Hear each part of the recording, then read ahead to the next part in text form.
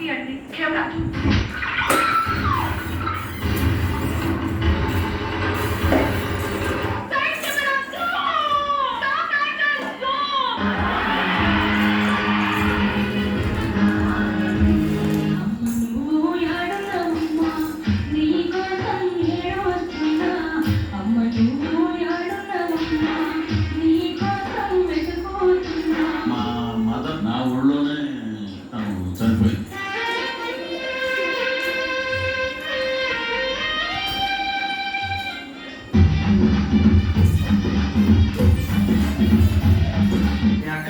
చేసి ఒక అమ్మాయి నంబర్ తీసుకొని బర్త్డే విషెస్ చెప్పడం